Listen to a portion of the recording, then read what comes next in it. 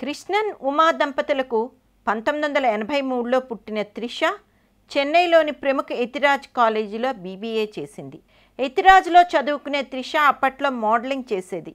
ఈ మోడలింగ్లో వచ్చే డబ్బుతో ఫ్రెండ్స్తో జల్సా చేయడం ఆమెకు ఒక అలవాటుగా మారింది. ఇది నచ్చని ఎతిరాజ్ ప్రొఫెసర్స్ ఆమెను పిలిచి మందలించడం కూడా చేశారు. ఎన్నిసార్లు చెప్పినా త్రిషలో ఏ మార్పు రాలేదు. ఇక ఆ కాలేజ్ మీద ప్రొఫెసర్స్ మీద ద్వేషం పెంచుకుంది త్రిష. బీబీఏ తర్వాత ఆమె 1999లో మిస్ సేలం అందాల పోటీలో గెలవడం, అదే సంవత్సరం మిస్ మెడ్రాస్గా ఎన్నికవడం, 2001లో ఆమెకు miss India beautiful smile award రావడం త్రిషల అహంభావాన్ని బాగా పెంచింది. ఇక మిస్ ఇండియా అవార్డు వచ్చిన రోజు అయితే అది తీసుకునే ఎతిరాజ్ కాలేజ్ ప్రొఫెసర్స్ ముందు ఆమె చాలా హడావుడి చేసింది.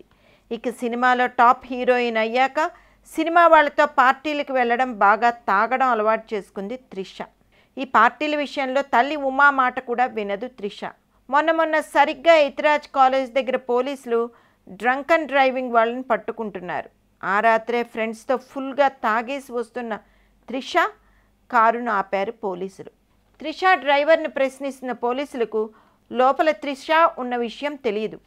అసలే ఎతిరాజ్ కాలేజ్ అంటే పడని త్రిష దాని దగ్గరే పోలీసులు తన కారు ఆపేటప్పటికి తాగిన మైకంలోనే కారు దిగి పోలీసుల మీద విరుచుకుపడింది.